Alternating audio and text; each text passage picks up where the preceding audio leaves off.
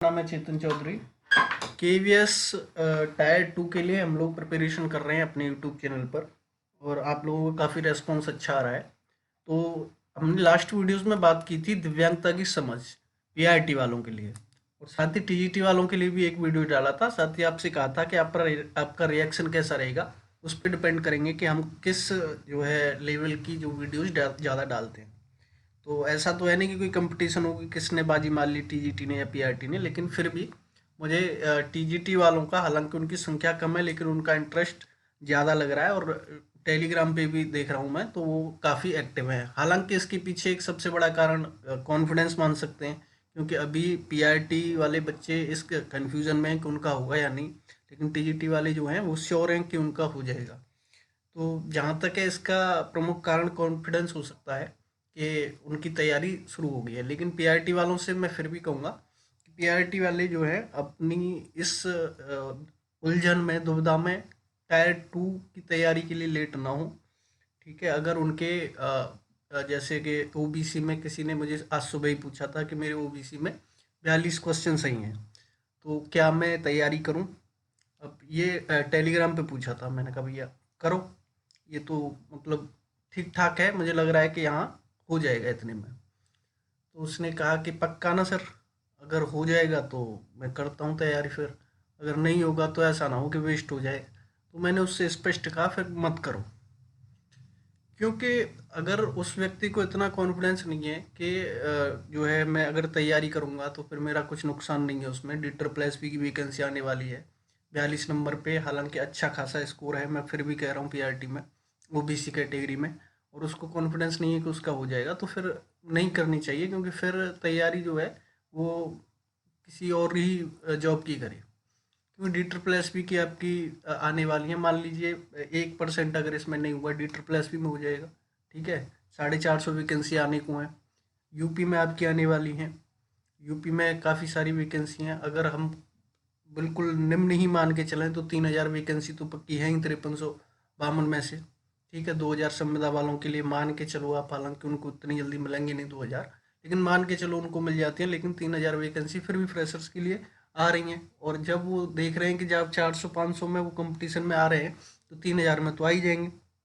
तो कहीं ना कहीं जो जो कॉन्फिडेंस वाला मैटर है पीआरटी वालों के साथ, वो अभी हो रहा है कि वो लोग अभी तक सक्रिय नहीं हो पाए हैं टायर 2 की तैयारी के लिए। चलिए कोई बात नहीं, आज का हम वीडियो शुरू करते हैं। हमने पुराने वीडियो में पढ़ा था दिव्यांगता की समझ, अंडरस्टैंडिंग डिसेबिलिटी। तो उसमें हमने पढ़ा था ऐतिहासिक परिप्रेक्ष्य यानी कि हिस्टोरिकल पर्सपेक्टिव, संकल्पना यानी कि कॉन्सेप्ट ऑफ डिसेबिलिटी, श्रेणियाँ हम पढ़ेंगे, कारण पढ़ेंगे, कारण कॉजेज क्या होते हैं, रोकथाम पढ़ेंगे, और क्रॉस डिसेबिलिटी दृष्टिकोण, यानी कि ये क्या होता है क्रॉस डिसेबिलिटी दृष्टिकोण। हो सकता है आप लोगों के लिए ये नया हो और आपने सिलेबस में से नहीं देखा हो, हालांकि ऐसा बहुत मतलब कम ही देखने को मिलता है कि आपने अभी तक इस वर्ड से परिचित नहीं हो, लेकिन इसके बारे में भी हम अच्छे से समझेंगे। तो हम शुरू करते हैं शुरुआत से। यहाँ पे हमने श्रेणियाँ आप जानती हैं कि जो 21 डिसेबिलिटी है। अगर हम दिव्यांगता की बात करें तो दिव्यांगता को 1995 में पीडब्ल्यूडी एक्ट आया था। ठीक है, पीडब्ल्यूडी एक्ट में मैं छोटा सा यहाँ पे इंट्रोडक्शन दे रहा हूँ। ठीक है, पीडब्ल्यूडी एक्ट में 7 डिसेबिलिटी थी। फिर 2016 में आरपीडब्ल्यूडी एक्ट आता है, आरपीडब्ल्यूडी एक्ट में 21 डिसेबिलिटी हैं। तो ये श्रेणियाँ आपकी किसकी हो गई, दिव्यांगता की। ठीक है, तो इन डिसेबिलिटीज़ को हम आगे डिटेल्स में पढ़ने वाले हैं, क्योंकि अभी हमें जो टॉपिक आगे आने वाले हैं वो डिसेबिलिटीज़ के आने वाले हैं, तो इनको बाकायदा डिसेबिलिटी के वाइज पढ़ेंगे हम। जैसे मेंटल जो इंटेलेक्चुअल डिसेबिलिटी पढ़ ली, फिर हियरिंग इम्पेयरमेंट पढ़ लिया, फिर ऑटिज्म स्पेक्ट्रम डिसऑर्डर पढ़ लिया, लोकोमोटर डिसेबिलिटी पढ़ ली। ऐसे सारी डिसेबिलिटीज़ को बारी बारी से पढ़ेंगे। तो जो श्रेणियाँ वाला जो टॉपिक है, आपने अगर पढ़ लिया है तो और अच्छा है, लिंक तो इसे अभी हम पहुँच करते हैं। कारण और रोकथाम के बारे में हम चर्चा करते हैं आज। ठीक है, फिर उसके बाद क्रॉस डिसेबिलिटी दृष्टिकोण के बारे में देखेंगे। तो ये टॉपिक पीआरटी और टीजीटी दोनों के लिए सेम महत्वपूर्ण है, क्योंकि आपका टीजीटी लेवल पे आपका जो सेक्शन बी है, जो आपका डिसेबिलिटी स्पेसिफिक है, उसमें ये टॉपिक आपको मिलेगा। तो उसको आप बाद में करने से अच्छा है कि अभी इसी वीडियो में कर सकते हैं। तो हम प्रिवेंशन ऑफ डिसेबिलिटी के बारे में बात करते हैं। मॉडल्स ऑफ अर्ली इंटरवेंशन क्या होते हैं। देखिए, जब दोनों चीज़ें मैंने साथ लिखी हैं, प्रिवेंशन ऑफ डिसेबिलिटी, ठीक है, prevention of disability and models of early intervention. ये पीडीएफ आपको हिंदी में नहीं मिलेगी, ये पीडीएफ इंग्लिश में ही है, लेकिन मैं समझा इसको हिंदी में रहा हूँ तो आप अच्छे से समझ सकते हैं। Prevention of disability involves strategies and action aim to at reducing the occurrence, severity or impact of impairments that can lead to disability. It can be approached at 3 levels। ठीक है, तो प्रिवेंशन ऑफ डिसेबिलिटी क्या होता है कि मैंने पिछली video में आपको इम्पेयरमेंट की, डिसेबिलिटी की और हैंडीकैप्ड की परिभाषा बताई थी। तो इम्पेयरमेंट को मैंने कहा था कि इम्पेयरमेंट होता है आपका किसी अंग का भंग हो जाना, यानी कि किसी अंग, कोई आपका शारीरिक रूप से अंग अगर नहीं है तो वो इम्पेयरमेंट में आता है। ठीक है, उस शारीरिक अंग के न होने से आप कोई काम नहीं कर पा रहे हैं तो वो डिसेबिलिटी होती है, और उस काम न कर पाने की वजह से आपको सोशली इवेंट्स में या सोशली पार्टिसिपेशन में रोक दिया जाता है तो वो आपका हैंडीकैप है। मैंने बहुत छोटे समय में ये पुराने वीडियो की जो परिभाषा है वो आपको बता दी है। तो ये जो प्रिवेंशन ऑफ डिसेबिलिटी है, जब हम डिसेबिलिटी की रोकथाम करने के उपाय करते हैं तो उसमें कुछ स्टडी शामिल होती हैं, कुछ उपाय शामिल होते हैं। तो ये सीवियरिटी कम करते हैं। सीवियरिटी मतलब उसकी गंभीरता। ठीक है, जो डिसेबिलिटी बच्चे के अंदर आने वाली है उसकी गंभीरता को कम किया जाता है। ठीक है, किससे? जो प्रिवेंशन के तरीकों से। अब प्रिवेंशन का सबसे मेन तरीका क्या है? आप ये चीज़ समझिए कि प्रिवेंशन का सबसे मेन तरीका है अर्ली इंटरवेंशन। अभी हम पहले प्रिवेंशन की बात करते हैं। तो प्रिवेंशन जो है 3 तरीके से होता है। ठीक है, प्रिवेंशन या फिर अर्ली इंटरवेंशन 3 तरीके से होता है। जैसे कि प्राइमरी लेवल पे प्राइमरी प्रिवेंशन, और सेकेंडरी प्रिवेंशन और टेरिटरी प्रिवेंशन।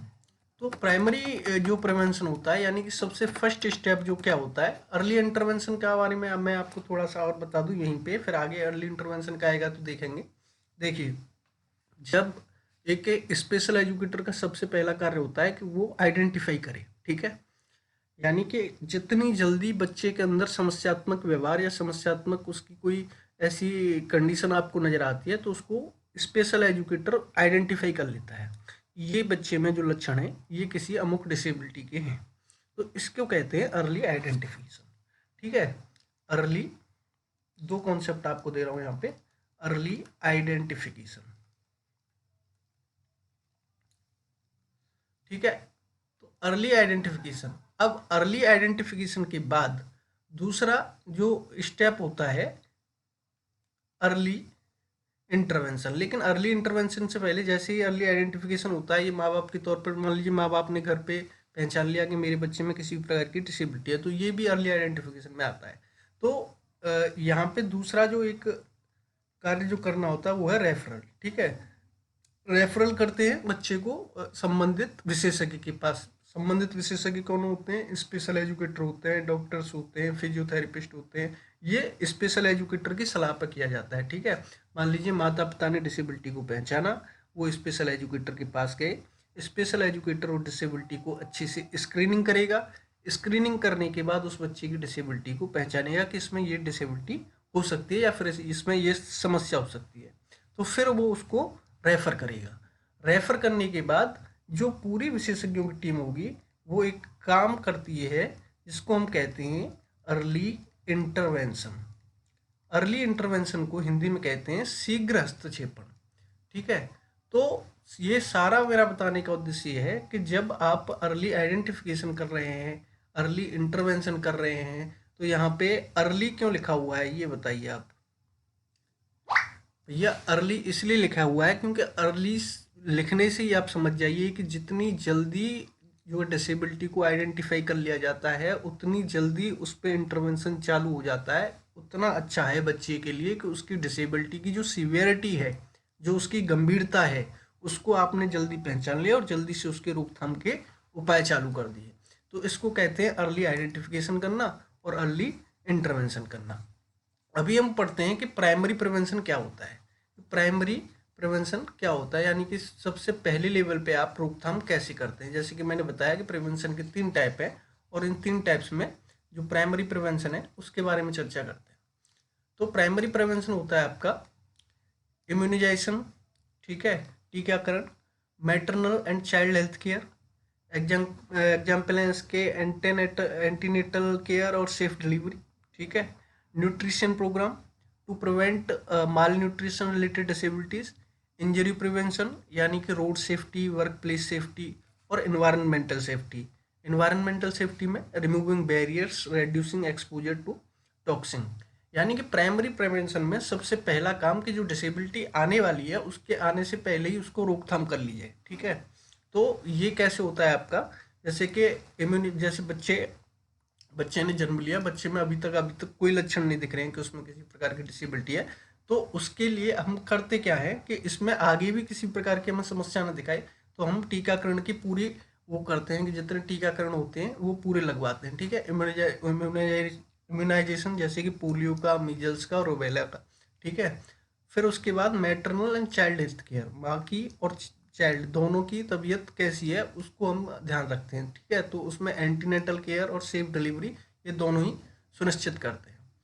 न्यूट्रिशन प्रोग्राम यानी कि न्यूट्रिशन प्रोग्राम जो पौष्टिक आहार देने का आपका प्रोग्राम है to prevent malnutrition related disability, यानी कि जो दूषित खाने से कोई डिसेबिलिटी हो सकती है उसको रोकने के लिए न्यूट्रिशन प्रोग्राम्स की जानकारी दी जाती है या न्यूट्रिशन प्रोग्राम मदर को दिए जाते हैं। इंजरी प्रिवेंशन यानी कि बच्चा हुआ उसके बाद किसी प्रकार की इंजरी तो उसको नहीं होगी, फिर ये एक इंजरी प्रिवेंशन से उसको रोकथाम कराई जाती है जिसके कारण डिसेबिलिटी आ सकती है, ठीक है। इंजरी प्रिवेंशन बाद में भी हो सकता है, जैसे कि प्राइमरी प्रिवेंशन की हम बात कर रहे हैं तो उसमें फिर बाद में अगर देखेंगे बच्चा बड़ा हो रहा है तो रोड सेफ्टी और वर्क प्लेस सेफ्टी ये दो प्रमुख चीज़ें हैं कि आपका एक तो हो गया कि डिसेबिलिटी आती है आपकी हेरिडिटी से, यानी कि माता पिता से। माता पिता मान लीजिए कि जो आपकी नानी है या फिर नानी के कोई परिवार के सदस्य हैं, आपके मामा हैं, उनको कोई डिसेबिलिटी है तो वो डिसेबिलिटी ट्रांसफ़र भी होती है, ठीक है। जब आप केस हिस्ट्री लेते हैं तो केस हिस्ट्री में मुझे लगता है केस हिस्ट्री के बारे में भी मैं बताऊंगा किसी वीडियो में, क्योंकि वो एक ऐसा कॉन्सेप्ट है जिसको समझने के बाद आप अच्छे से डिसेबिलिटी को समझ सकते हैं कि केस हिस्ट्री लेने के बाद हम कैसे ये चीज़ों को पता लगा सकते हैं कि बच्चे में डिसेबिलिटी कहाँ से आई। तो मैं ये कह रहा था कि जैसे आप डिसेबिलिटी का पता लगा रहे हैं कि ये डिसेबिलिटी कैसे आई, तो वहाँ पे देखा जाता है कि ज़्यादातर जो हेरिडिटी यानी कि माता पिता से वो ट्रांसफ़र होती है या फिर नानी की साइड से या दादी दादा की साइड से, तो इसको कहते हैं हेरिडिटी के द्वारा ये ट्रांसफ़र हुई डिसेबिलिटी है। दूसरा का कॉज होता है एनवायरनमेंट, और एनवायरनमेंट का कॉज होता है इंजरी, यानी कि बच्चे को या फिर किसी भी व्यक्ति को रोड पे कोई ऐसी चोट लग गई, उसके मस्तिष्क में चोट लग गई या फिर उसके जो है मान लीजिए जो उसकी पैर है वो दुर्घटनाग्रस्त हो गया या हाथ दुर्घटनाग्रस्त हो गया, तो ये वो पूरी तरीके से डिसेबल हो जाता है। तो फिर इसका मतलब है कि ये चीज़ें ना हो, इसको प्रिवेंशन करना, ठीक है, होने से पहले ही बचाव, ठीक है। तो ये चीज़ है। दूसरा एनवायरमेंटल सेफ्टी, यहाँ पे एनवायरमेंटल सेफ्टी जैसे कि रिमूविंग बैरियर्स और रेड्यूसिंग एक्सपोजर टू टॉक्सिन्स। तो एनवायरमेंटल सेफ्टी मतलब कि कहिए कि जो चीज़ें आपको किसी भी प्रकार से नुकसान पहुंचा सकती हैं उनको पहले से ही रोकथाम कर लेना। तो प्राइमरी प्रिवेंशन आपने पढ़ा, प्राइमरी प्रिवेंशन का सबसे अगर आपको आसान शब्दों में समझाऊं कि आपकी जो भी डिसेबिलिटी होने वाली है उससे पहले ही आप इतने सजग हो जाएं कि डिसेबिलिटी को जो है आप रोकथाम कर सकें, ठीक है। और या फिर डिसेबिलिटी के जितना स्तर होने वाला है, जितना लेवल बढ़ने वाला है उसको रोकथाम अच्छे से कर सकें, ठीक है। तो ये प्राइमरी प्रिवेंशन होता है। अभी सेकेंडरी प्रिवेंशन की बात करते हैं। सेकेंडरी प्रिवेंशन में आता है अर्ली डिटेक्शन एंड इंटरवेंशन। तो अर्ली डिटेक्शन जिसको मैंने अभी आइडेंटिफिकेशन बताया आपको कि अर्ली आइडेंटिफिकेशन, ठीक है। तो यहाँ पे ज़्यादातर जो वर्ड यूज होता है वो आइडेंटिफिकेशन यूज होता है, ठीक है। तो आप डिटेक्शन पढ़िए या आइडेंटिफिकेशन पढ़िए, बात एक ही है। तो ये सेकेंडरी प्रिवेंशन में आता है। तो इसमें सेकेंडरी प्रिवेंशन में क्या होते हैं, स्क्रीनिंग प्रोग्राम्स। स्क्रीनिंग प्रोग्राम्स जैसे कि आपके स्क्रीनिंग टूल्स होते हैं। स्क्रीनिंग टूल्स का उद्देश्य क्या होता है कि आप डिसेबिलिटी को पहचान सकें कि वो किस प्रकार की डिसेबिलिटी है, ठीक है। तो ये स्क्रीनिंग टूल्स का उद्देश्य होता है। आप किसी बच्चे को चेक लिस्ट के माध्यम से, चेक लिस्ट कहते हैं स्कोरिंग जो होती है एक टूल में, तो उसके माध्यम से पहचानते हैं। और एक पर्टिकुलर क्राइटेरिया होता है कि मान लीजिए किसी बच्चे का IQ लेवल 70 से कम है तो फिर वो माइल्ड लेवल के इंटेलेक्चुअल डिसेबिलिटी में आता है। तो इसी प्रकार से उन जो आपके क्राइटेरिया है उनसे कम ज़्यादा देखने पर आपको पता चलता है कि बच्चे में डिसेबिलिटी है या नहीं है। तो ये स्क्रीनिंग प्रोग्राम्स उनको स्क्रीन करने के लिए यानी कि पहचानने के लिए चलाए जाते हैं, जैसे कि हियरिंग डिसेबिलिटी तो नहीं है, किसी को विजन डिसेबिलिटी तो नहीं है, या फिर डेवलपमेंटल डिलेज तो नहीं है, तो स्क्रीनिंग प्रोग्राम्स, जो केस हिस्ट्री के बारे में बता रहा था, ये केस हिस्ट्री भी एक स्क्रीनिंग प्रोग्राम्स का हिस्सा हो जाती है। यहाँ पे आप जानते हैं कि जब माता पिता से बात करते हैं तो ये जानते हैं कि डेवलपमेंटल डिलेज, यानी कि बच्चे का जो जन्म के मतलब एक डेवलपमेंटल माइलस्टोन्स होते हैं, यानी कि 6 महीने के अंदर बच्चा बलबलाना सीखता है। और 6 महीने के अंदर आपने पूछा माता पिता से कि ये बलबलाना सीख गया था, यानी कि बा बा बा, पा ऐसा करना सीख गया था। तो माता कहती है कि नहीं, देर लगी थी, 1 साल लग गया था। तो इसी को कहते हैं आप कि उसने जो काम 6 महीने में करना था वो 1 साल में किया, तो डेवलपमेंटल डिलेज है ये। ठीक है, विकासात्मक देरी है। तो स्क्रीनिंग प्रोग्राम यानी कि स्क्रीनिंग के माध्यम से, केस हिस्ट्री के माध्यम से आपने जाना कि कैसे ये डिसेबिलिटी अक्योर हो रही है। ठीक है, अर्ली डायग्नोसिस एंड ट्रीटमेंट, आपने जितनी जल्दी उसको पहचान लिया उतनी जल्दी उसका ट्रीटमेंट अब चालू हो जाता है। तो इलनेस यानी कि बीमारी, डायबिटीज और इन्फेक्शन जैसी बीमारी अगर हो जाती हैं तो उनको जितनी जल्दी पहचाना जाता है उतनी जल्दी उनका इलाज हो जाता है। और जितना लंबा ये चलती हैं तो ये एक डिसेबिलिटीज का कॉज भी बनती हैं, इन्फेक्शन हो गया या डायबिटीज हो गई। रिहेबिलिटाइजेशन जो है, रिहेबिलिटेशन सेकेंडरी प्रिवेंशन में आता है। इसमें फिजिकल थेरेपी, ऑक्यूपेशनल थेरेपी, यानी कि मान लीजिए बच्चे में डिसेबिलिटी डिटेक्ट हो गई तो उसको क्या करना है, जैसे कि थेरेपी देनी है, जिसमें फिजिकल थेरेपी हो गई, ऑक्यूपेशनल थेरेपी हो गई, फिजियोथेरेपी, म्यूजिक थेरेपी, तमाम प्रकार की थेरेपी होती है, वाटर थेरेपी भी होती है। तो ये डिसाइड करता है स्पेशल एजुकेटर कि कौन सी चीज़ें बच्चे के डिसेबिलिटी को प्रिवेंट करने में सहायक हो सकती हैं। तो ये सेकेंडरी प्रिवेंशन का हिस्सा होता है। करेक्टिव सर्जरीज और एड्स, ठीक है, कॉन्ट्रैक्ट सर्जरी, हियरिंग एड्स, बच्चे को अगर जो क्लिनिकल हेल्प की ज़रूरत है तो कौन सी सर्जरीज उसको करनी चाहिए, ये संबंधित विशेषज्ञ जिनमें डॉक्टर्स भी शामिल होते हैं जैसे कि मैंने बताया था। तो ये जो है प्रोग्राम बनाते हैं कि इसको किस लेवल के प्रिवेंशन की ज़रूरत है। तो ये आपका सेकेंडरी प्रिवेंशन का हिस्सा हो गया। अब मैंने बताया कि रोकथाम का तृतीय स्तर क्या होता है उसके बारे में पढ़ते हैं। तो जो इम्पैक्ट ऑफ डिसेबिलिटी है, यानी कि जो डिसेबिलिटी का प्रवाह है, यानी कि सीवियरिटी है, गंभीरता है, वो जो है वो कम करना है, ये तृतीय प्रिवेंशन यानी कि तृतीय प्रकार की रोकथाम का काम होता है, जिसमें rehabilitation services to restore function and independence. Rehabilitation service जैसे कि किसी एनजीओ या फिर रिहेबिलिटेशन सर्विस का सीधा सीधा आप मतलब ये समझ सकते हैं कि बच्चे की डिसेबिलिटी को प्रिवेंट करने में जो जो चीज़ें सहायक हो रही हैं वो सब रिहेबिलिटेशन में आ रही हैं। ठीक है, यानी कि मान लीजिए उसको स्पेशल एजुकेशन की व्यवस्था करनी है तो ये रिहेबिलिटेशन का हिस्सा है। मान लीजिए उसको फिजियोथेरेपी की व्यवस्था करनी है तो ये रिहेबिलिटेशन का हिस्सा है। ठीक है, मान लीजिए उसको आप किसी जो है स्पोर्ट्स में उतारना चाहते हैं तो स्पोर्ट्स में जो स्पेशल ओलंपियाड होते हैं वहाँ पर आप ले गए और वहाँ पे उस बच्चे को पार्टिसिपेट कराया, तो ये रिहेबिलिटेशन का हिस्सा है। तो ये रिहेबिलिटेशन सर्विस है to restore function and independence. इसका मुख्य उद्देश्य जो होता है वो होता है मेन स्ट्रीम से बच्चे को जोड़ना, मुख्य धारा से बच्चे को जोड़ना। ठीक है, तृतीय जो प्रिवेंशन होता है तृतीय लेवल का, टेरिटरी लेवल का, तो उसमें असिस्टिव डिवाइस जैसे कि व्हील चेयर, प्रोस्थेटिक्स, ये अवेलेबल करा देना। ठीक है, सोशल इंटीग्रेशन प्रोग्राम जैसे कि इंक्लूसिव एजुकेशन और एम्प्लॉयमेंट सपोर्ट, ये सोशल इंटीग्रेशन प्रोग्राम है। इंक्लूसिव एजुकेशन यानी कि समावेशी शिक्षा, जहाँ पे आप सभी बच्चों को एक छत के नीचे शिक्षा देते हैं, तो ये इंक्लूसिव एजुकेशन होता है। एम्प्लॉयमेंट सपोर्ट यानी कि एक स्पेशल एजुकेटर का स्पेशल बच्चे के प्रति ये नज़रिया होना चाहिए कि उसको इस स्पेशल बच्चे के लिए ये कैसे अपनी लाइफ को इंडिपेंडेंटली जी सकता है। यानी कि एंड गोल क्या होता है, हम जब बच्चे को पढ़ाते हैं किसी स्पेशल बच्चे को, तो हमारा जो उस बच्चे के प्रति कर्तव्य क्या होता है। तो आप ये समझिए कि स्पेशल बच्चे के कंटेक्स्ट में वो बच्चा अपनी लाइफ को स्वतंत्रता पूर्वक जिए, इंडिपेंडेंटली जिए, ये हमारा मुख्य लक्ष्य होता है। तो एम्प्लॉयमेंट सपोर्ट देने में जो है स्पेशल एजुकेटर की भी भूमिका होती है और तमाम प्रकार के प्रोफेशनल्स की भूमिका होती है जो बच्चे को ट्रेनिंग करते हैं, चाहे वो किसी भी डिसेबिलिटी से हो, चाहे लोकोमोटर डिसेबिलिटी से हो, इंटेलेक्चुअल डिसेबिलिटी से हो, किसी भी प्रकार से डिसेबिलिटी से हो। Legal protection and advocacy, disability rights क्या है, एंटी डिस्क्रिमिनेशन लॉज क्या है, इनके बारे में उस बच्चे को जानकारी देना। ठीक है, ताकि वो अपने जो हक हैं, अधिकार हैं, उनके बारे में खुद भी वकालत कर सके। तो इसको कहते हैं legal protection and advocacy. RCI act हम आगे पढ़ेंगे। आरसीआई एक्ट में एज ए स्पेशल एजुकेटर ये लिखा हुआ है कि एज ए स्पेशल एजुकेटर आपको भी ये अधिकार है कि आप किसी भी बच्चे की एडवोकेसी कहीं भी कर सकते हैं, क्योंकि आप आरसीआई लाइसेंस्ड प्रोफेशनल हैं। ठीक है, तो आप भी वकालत कर सकते हैं अगर बात स्पेशल बच्चे की आती है तो। ठीक है, तो ये डिसेबिलिटी राइट्स और एंटी डिस्क्रिमिनेशन लॉ की जानकारी एक स्पेशल एजुकेटर को होनी चाहिए, ताकि वो उस बच्चे को जो है जागरूक कर सके। तो ये हमने पढ़े 3 प्रकार की डिसेबिलिटी प्रिवेंशन यानी कि रोकथाम के उपाय। अब हम बात करते हैं मॉडल्स की, कि जब डिसेबिलिटी मान लीजिए आ गई, तो हम उसके रिहेबिलिटेशन में किस प्रकार से जो है हस्तक्षेपण करेंगे, अर्ली इंटरवेंशन करेंगे।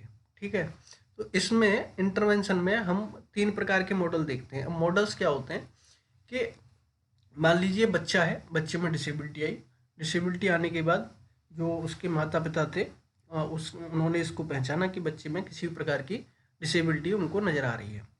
वो उस बच्चे को लेके गए किसी स्पेशल एजुकेटर के पास। स्पेशल एजुकेटर ने कहा कि आपके बच्चे में अमुक डिसेबिलिटी है, चाहे वो इंटेलेक्चुअल डिसेबिलिटी हो, चाहे एएचडी हो, ऑटिज्म स्पेक्ट्रम डिसेबिलिटी हो, या फिर किसी भी प्रकार की डिसेबिलिटी हो।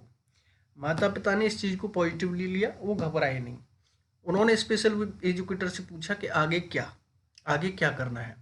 तो स्पेशल एजुकेटर उनको बताएगा कि आप एक जो रेफरल का जो मैंने बताया था आगे, कि स्पेशल एजुकेटर संबंधित विशेषज्ञ के पास, मान लीजिए किसी को लोकोमोटर डिसेबिलिटी दिख रही है, तो संबंधित विशेषज्ञ क्या हो सकते हैं इसमें, लोकोमोटर डिसेबिलिटी में क्लिनिकल उपचार भी होते हैं, तो डॉक्टर के पास भेज देगा कि ये डॉक्टर हैं, ये स्पेशलिस्ट हैं, आप इनके पास जाइए और जो भी आपको दिक्कत है इनको बताइए। ठीक है, उसके बाद हम एक प्रोग्राम चालू करते हैं, और प्रोग्राम में बच्चे को कैसे रिहेबिलिटेट किया जाए, कैसे इसके जीवन स्तर को सुधारा जाए आगे के लिए, उसके बारे में बात करते हैं। मान लीजिए किसी बच्चे को किसी प्रकार की जो है ऐसी डिसेबिलिटी आ जाती है, तो स्पेशल एजुकेटर क्या कर रहा है, एक प्लानिंग के तौर पे ये देख रहा है सारी चीज़ें को, कि हमें प्लान करना है बच्चे की डिसेबिलिटी को प्रिवेंट करने के लिए, या बच्चे की डिसेबिलिटी की जो रोकथाम है उसके लिए हमें प्लान करना है। तो अब एज ए स्पेशल एजुकेटर आप भी इस बात को सोचिए कि आप कोई प्लान ऐसा बनाएंगे जिससे कि सारी जो विशेषज्ञों की टीम है वो एक साथ काम कर सके, और इसको एक साथ काम करने के लिए माता पिता से चर्चा करके आप प्लान चालू करेंगे कि मान लीजिए कोई काम स्पेशल एजुकेटर का है, कोई डॉक्टर का है, कोई फिजियोथेरेपिस्ट का है, ये सारे काम हैं। तो आप कुछ चीज़ें माता पिता को बताएंगे कि ऐसा है, हम 3 मॉडल्स पे काम कर सकते हैं। वो 3 मॉडल्स कौन से होते हैं कि एक तो है हम आपके घर आ जाएंगे, होम बेस्ड मॉडल, जहाँ पे हम आपके घर आ जाएंगे, यानी कि स्पेशल एजुकेटर हुए या कोई भी प्रोफेशनल हुए, वो बच्चे के घर जाते हैं और बच्चे के जो है, मान लीजिए स्पेशल एजुकेटर को स्पेशल एजुकेशन की क्लासेस देनी बच्चे को, तो वो बच्चे के घर जा रहा है। ठीक है, ये होम बेस्ड मॉडल हो गया। एक हो गया सेंटर बेस्ड मॉडल।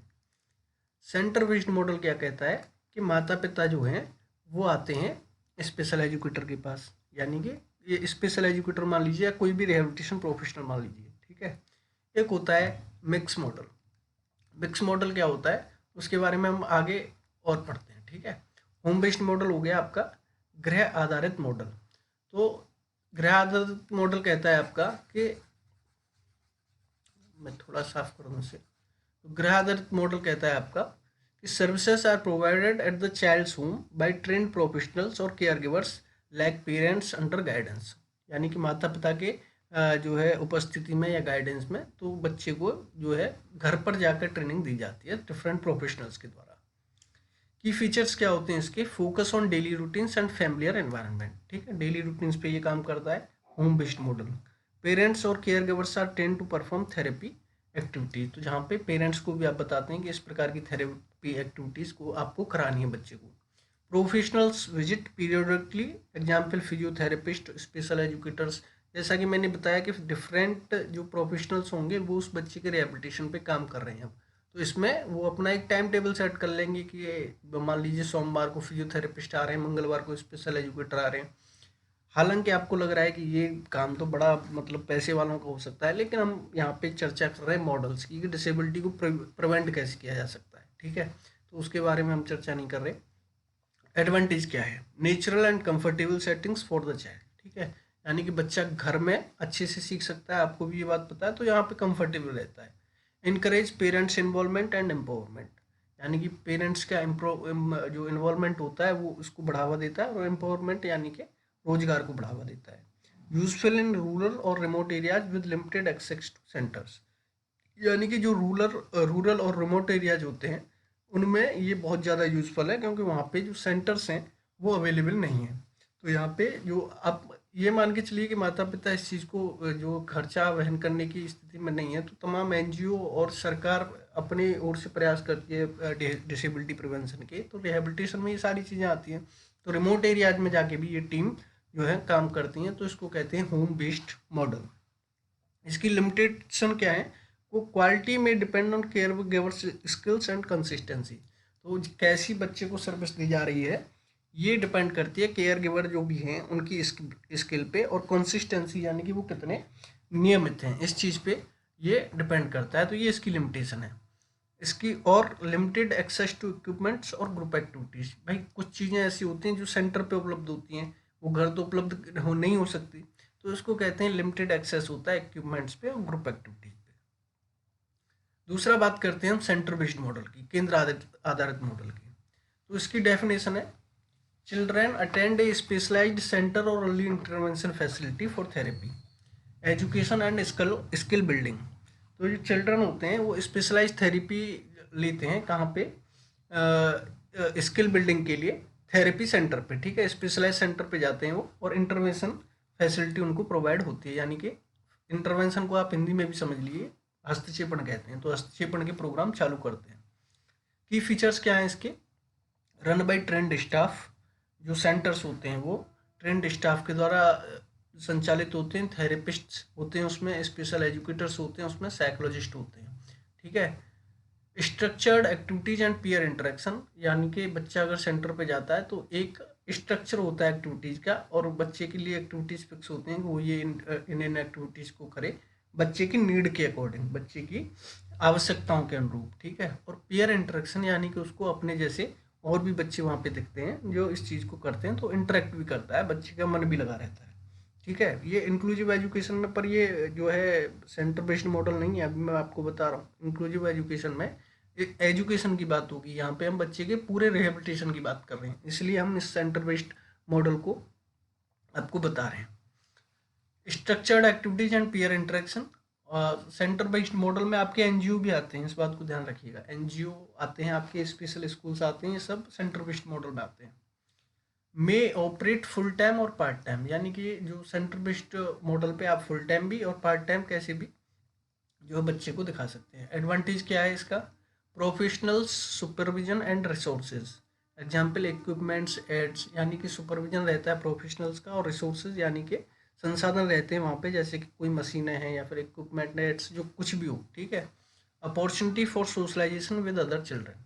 दूसरे बच्चों के साथ सामाजिकरण की एक अपॉर्चुनिटी बच्चे को मिलती है, यानी कि फैमिलियर होने की एक अपॉर्चुनिटी मिलती है। Easier monitoring and evaluation of progress.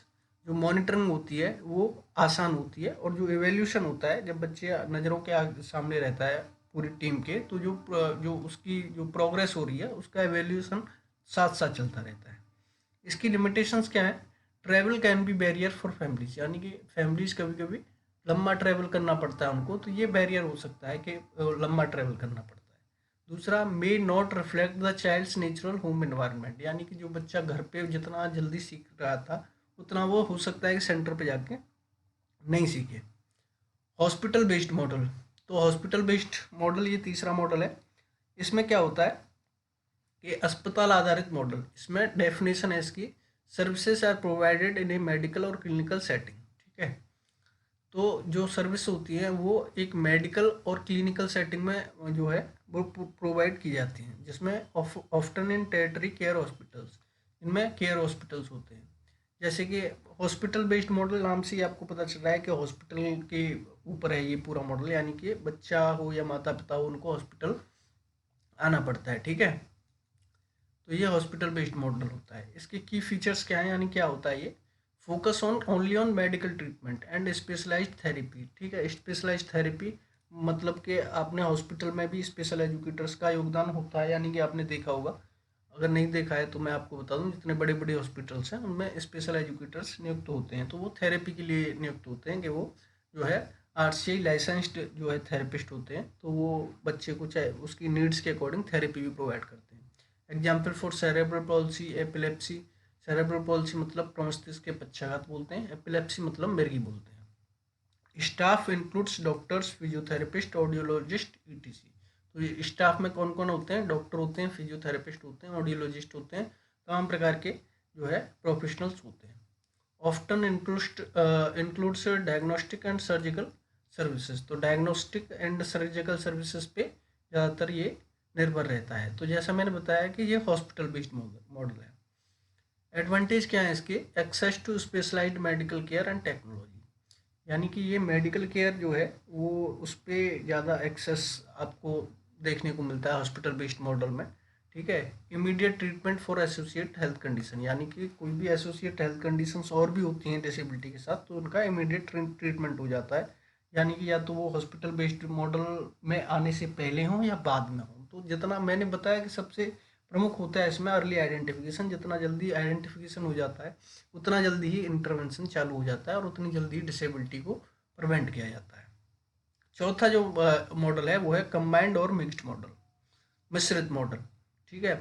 तो इसकी डेफिनेशन है ए ब्लेंडेड अप्रोच कंबाइनिंग टू और मोर मॉडल्स, यानी कि ये जो अप्रोच है इसमें दो और दो से ज़्यादा जो है आपकी अप्रोच हो सकती है, यानी कि होम और सेंटर ये दोनों एक साथ भी हो सकती हैं, या फिर होम, सेंटर और हॉस्पिटल ये तीनों ही एक साथ हो सकती हैं। तो ये दो या दो से ज़्यादा जब आपकी जो मॉडल्स लगते हैं तो उसको कहते हैं कंबाइंड मॉडल। यानी इसमें क्या करना पड़ता है? Services are customised based on the child's needs, यानी कि जैसे कि बच्चे की नीड्स हैं उसके अनुसार से कस्टमाइज सर्विस होती है।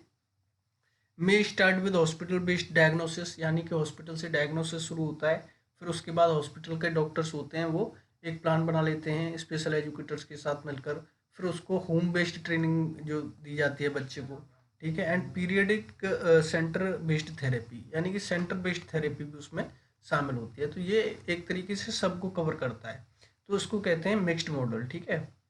एडवांटेज क्या है इसका? होलिस्टिक केयर, यानी कि ये पूर्ण केयर को ध्यान रखता है, यानी कि ओवरऑल डेवलपमेंट को ध्यान रखता है, जिसमें मेडिकल, एजुकेशनल और सोशल नीड्स आर एड्रेस्ड। ठीक है। सारी प्रकार की जितनी भी उसकी आवश्यकताएं हैं बच्चे की वो इसमें पूरी हो रही हैं। Flexible and adaptable to family circumstance, flexible होता है, अडेप्टेबल होता है, यानी कि कोई भी फैमिली इसको अडेप्ट कर सकती है।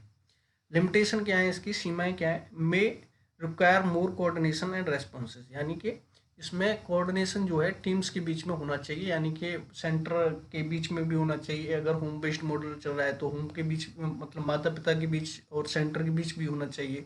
और रिसोर्सेज यानी कि संसाधनों के जो है वो रिक्वायरमेंट होती है। Could be confusing for families without proper guidance, ये कन्फ्यूजिंग हो सकता है फैमिलीज के लिए, क्योंकि इसमें जो है प्रॉपर मार्गदर्शन की ज़रूरत होती है।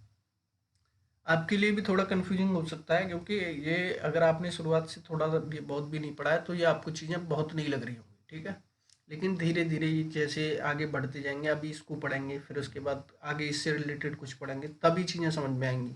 इस वीडियो को छोड़ के आगे का पढ़ेंगे तो फिर पीछे का जब मैं बताऊँगा तो वो भूल जाएंगे। तो इसलिए ये वीडियो जो है आप 2 बार भी देख लीजिए, लेकिन इन चीज़ों को समझ लीजिए। ठीक है।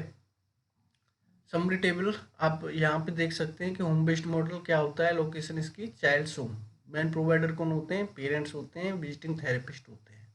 ठीक है। होम बेस्ड मॉडल में फोकस एरिया कौन सा होता है? डेली लाइफ इंटीग्रेशन, डेली बच्चे को कोई ना कोई थेरेपी दी जाती है, चाहे वो स्पेशल एजुकेशन प्रोग्राम हो, चाहे फिजियोथेरेपी हो, चाहे कुछ भी हो।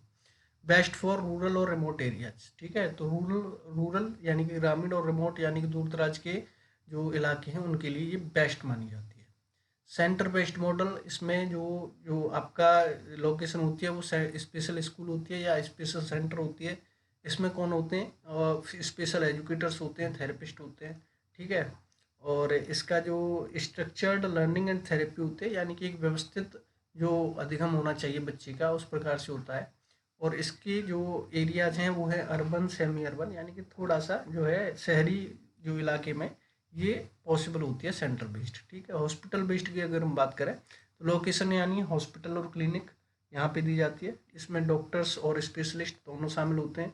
मेडिकल एंड डायग्नोस्टिक केयर होती है, और कम्प्लेक्स मेडिकल केसेस में ये जो मॉडल है वो अपनाया जाता है। कौन सा? Hospital based model. ठीक है।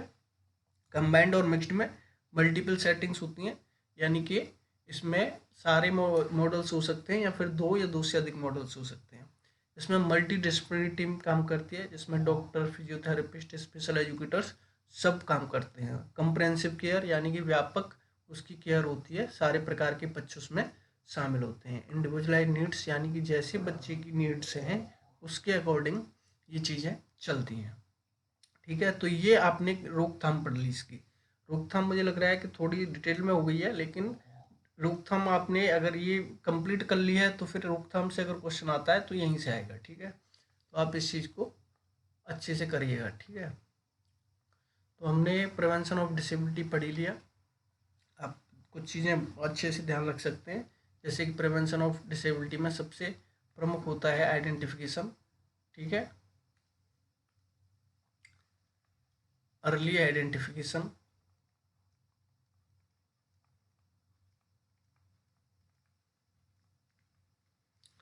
फिर रेफरल, फिर early intervention. Step by step बता रहा हूँ मैं। और अर्ली इंटरवेंशन में आपके मॉडल्स शामिल होते हैं। उन मॉडल्स में कौन कौन से मॉडल होते हैं? इसमें होम बेस्ड मॉडल यानी कि होम जा मतलब घर जाके जो प्रोफेशनल होते हैं वो अपनी सर्विसेज देते हैं। सेंटर बेस्ड मॉडल, ठीक है, और हॉस्पिटल बेस्ड मॉडल,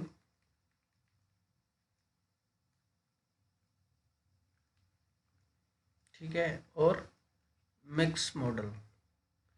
ठीक है, तो ये चीज़ें आपको ध्यान रखनी है कि ये डिसेबिलिटी की रोकथाम के लिए ज़रूरी प्रयास होते हैं और यही एक चीज़ है जो डिसेबिलिटी को रोक सकती है। आगे का आपका टॉपिक अगर हम देखें तो क्रॉस डिसेबिलिटी दृष्टिकोण है। क्रॉस डिसेबिलिटी दृष्टिकोण अभी इसको बहुत छोटे में हम पढ़ लेंगे। ठीक है, नेक्स्ट वीडियो में पढ़ लेंगे इसको, क्रॉस डिसेबिलिटी दृष्टिकोण क्या होता है। साथ ही नेक्स्ट वीडियो में हम कवर करेंगे विभिन्न दिव्यांगताओं की परिभाषा और कारण एवं रोकथाम, प्रकार, शैक्षिक निहितार्थ एवं प्रबंधन। ठीक है, जिसमें सेंसरी डिसेबिलिटीज़ कौन सी होती हैं, डेवलपमेंटल डिसेबिलिटीज़ कौन सी होती हैं एवं अन्य दिव्यांगताएं कौन सी हैं उसके बारे में हम चर्चा करेंगे। तो ये आपका नेक्स्ट डिसेबिलिटी का काम है। ये टॉपिक हम कर चुके हैं, प्रारंभिक पहचान एवं हस्तक्षेप, ये इसी पीडीएफ से आपका कवर हो रहा है। ठीक है, तो आगे के जो वीडियोज आने वाले हैं वो इसी प्रकार से सिलेबस पे होंगे और आप देखेंगे कि आपकी यूनिट जो है यूनिट फर्स्ट लगभग कंप्लीट हो जाएगी। ठीक है, इसका जो है आप मैं फिर भी आपसे यही कहूँगा कि आप लाइक शेयर सब्सक्राइब जरूर करिए, क्योंकि आपका जो है मोटिवेशन ही वीडियोस लाने में मदद कर सकता है आपकी। ठीक है, तो आप अगर कम मोटिवेशन देंगे तो वीडियोस भी उसी रफ्तार से आएंगे। आप धड़ाधड़ मोटिवेशन देंगे, लगातार शेयर करेंगे, ठीक है, दूसरों तक पहुंचाएंगे वीडियोस को, तो फिर वीडियोस बहुत कंटिन्यू रहेंगी और सारी प्रकार की रहेंगी। ठीक है, जिसमें पीआरटी लेवल भी होगा, टीईटी लेवल भी होगा। ये जो आपका टॉपिक है ये एक तरीके से कॉमन टॉपिक है जिसमें आप शामिल कर सकते हैं पीआरटी और टीईटी दोनों को। ठीक है, तो ये था आज की वीडियो में, मिलते हैं नेक्स्ट वीडियो में। नमस्कार।